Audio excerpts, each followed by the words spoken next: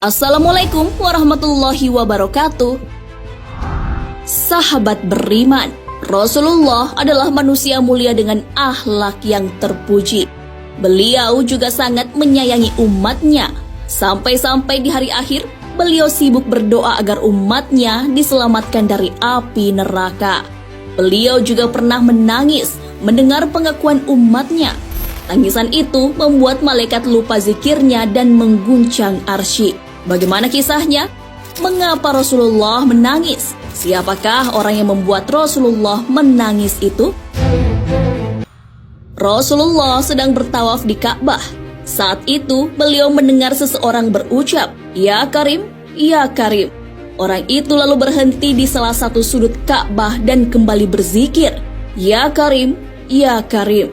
Rasulullah pun mengikuti zikir orang tersebut. Karena merasa diolok-olok, orang tersebut berhenti dan menengok ke belakang.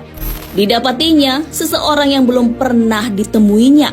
Laki-laki itu gagah dan tampan, yang tak lain adalah Rasulullah SAW. Orang itu pun berkata kepada Nabi SAW, "Wahai orang tampan, apakah engkau memang sengaja memperolok-olokkanku? Karena aku ini adalah orang Arab Badui. Kalau bukan karena ketampananmu dan kegagahanmu, pasti engkau akan aku laporkan kepada kekasihku Muhammad Rasulullah." Mendengar hal itu, Rasulullah pun bertanya kepada orang itu tentang bisa tidaknya ia mengenali Nabi Muhammad SAW. Ternyata orang Arab itu belum pernah bertemu Rasulullah sehingga tidak mengenali beliau. Rasulullah lalu bertanya cara orang Arab itu mengimani Rasulnya. Orang tersebut pun menjawab, "Saya percaya dengan mantap atas kenabiannya, sekalipun saya belum pernah melihatnya, dan membenarkan sabdanya sekalipun saya belum pernah bertemu dengannya." Akhirnya Rasulullah mengaku kepada orang Arab itu bahwa ia adalah Nabi Muhammad SAW sekaligus penolong di akhirat. Mendengar hal itu, si orang Arab pun tercengang. Orang tersebut pun tunduk untuk mencium kaki Nabi. Namun Rasulullah menarik tubuh orang tersebut dan menjelaskan bahwa yang dilakukan orang Arab Badui itu seperti memperlakukan majikan. Rasulullah diutus bukan untuk menjadi seorang yang takabur, yang meminta dihormati atau diagungkan. Rasulullah diutus demi membawa berita gembira bagi orang yang beriman dan membawa berita menakutkan bagi yang mengingkarinya. Saat itu, malaikat Jibril pun turun dan mengabarkan bahwa orang Arab tersebut akan dihisap nanti di padang mahsyar. Sekecil apapun perbuatannya akan diadili. Oleh karena itu, orang Arab itu diminta untuk tidak terpesona dengan belas kasih Allah Subhanahu wa Ta'ala. Orang Arab itu pun berkata, "Demi keagungan serta kemuliaan Tuhan, jika Tuhan akan membuat perhitungan atas amalan hamba, maka hamba pun akan membuat perhitungan dengannya." Kata orang Arab Badui itu, "Apakah yang akan engkau perhitungkan dengan Tuhan?" Rasulullah bertanya kepadanya. Orang tersebut pun menjawab, "Jika Tuhan akan memperhitungkan dosa-dosa hamba, maka hamba akan memperhitungkan betapa besar maghfirahnya. Jika dia menghitungkan kemaksiatan hamba, maka hamba akan memperhitungkan betapa luas pengampunannya. Jika dia memperhitungkan kekikiran hamba, maka hamba akan memperhitungkan pula betapa kedermawanannya." Mendengar hal itu, Rasulullah pun menangis karena yang dikatakan orang Arab Badui itu benar adanya. Air mata beliau sampai membasahi janggutnya. Malaikat Jibril pun turun dan meminta Rasulullah berhenti menangis.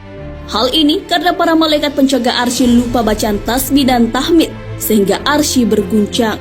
Malaikat Jibril juga mengabarkan bahwa dosa-dosa orang Arab Badui itu telah diampuni oleh Allah Subhanahu wa Ta'ala. Allah tidak akan memperhitungkan kemaksiatannya, malah ia akan menjadi penghuni surga sama seperti Rasulullah SAW. Mendengar kabar tersebut, orang Badui itu bersuka cita dan tak dapat menahan keharuan.